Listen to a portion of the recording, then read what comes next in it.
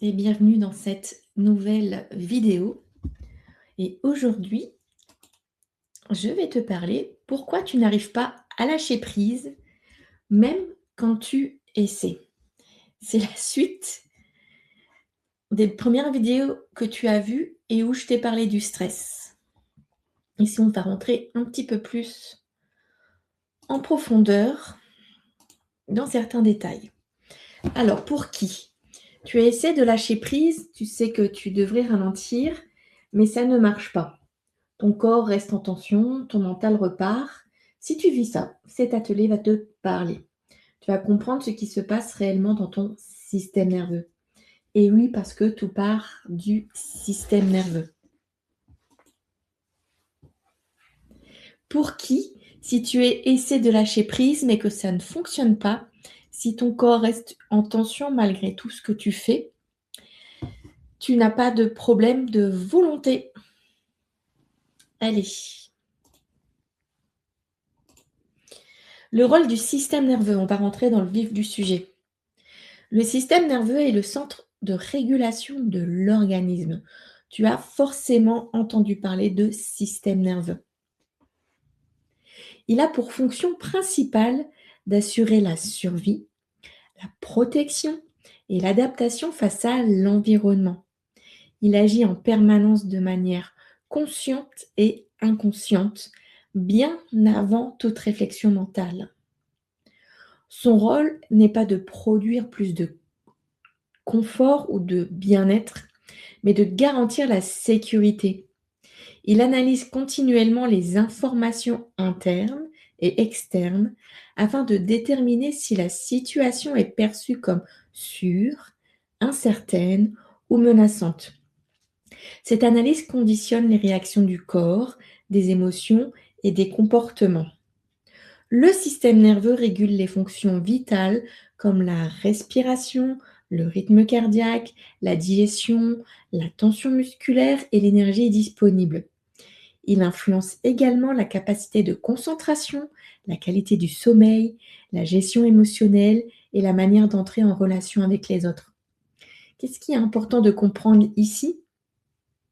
C'est que tout vient du corps, tout vient du système nerveux et non pas de la tête, du mental, comme la majorité des personnes le pensent. Ça commence par le corps, ça commence par le système nerveux.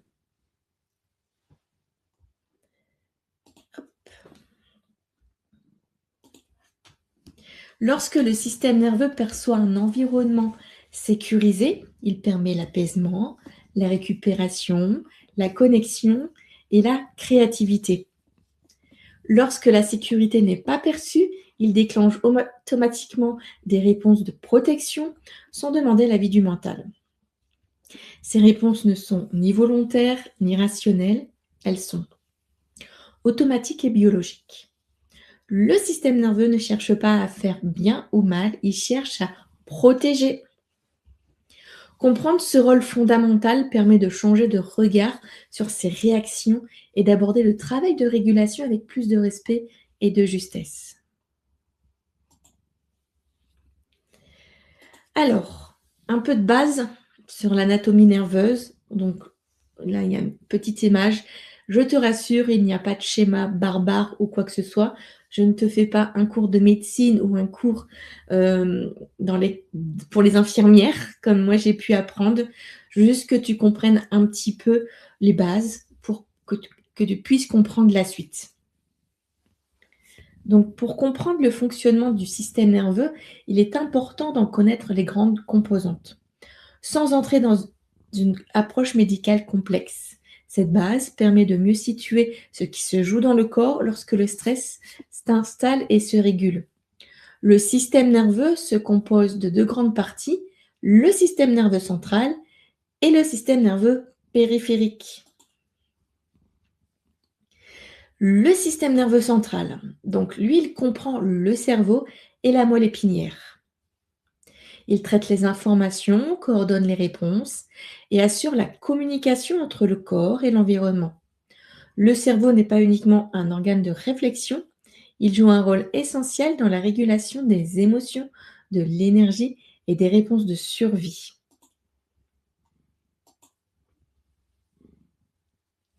Quant au système nerveux périphérique, il relie le système nerveux central au reste du corps.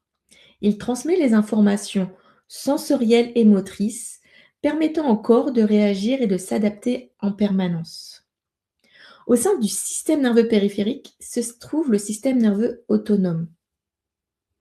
Celui-ci fonctionne de manière involontaire et régule les fonctions automatiques de l'organisme, comme la respiration, le rythme cardiaque, la digestion ou la tension musculaire. C'est ce système qui est directement impliqué dans les réponses au stress. Donc, c'était vraiment important que je puisse te parler de ça pour que tu faire la suite des premières vidéos où je t'ai expliqué ce qu'était le stress et les différents types de stress. Le système nerveux autonome se compose de plusieurs branches qui s'activent selon les situations vécues. Ces branches ne fonctionnent pas de manière isolée, mais en interaction constante afin d'adapter l'organisme aux exigences de l'environnement. Comprendre cette organisation permet de sortir d'une vision simpliste du stress et des réactions corporelles. Ce que l'on ressent n'est pas aléatoire, cela correspond à une activation précise de circuits nerveux conçus pour assurer la survie et l'adaptation.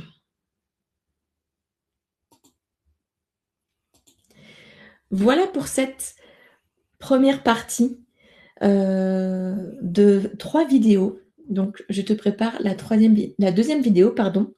On se retrouve dans la prochaine vidéo, la semaine prochaine.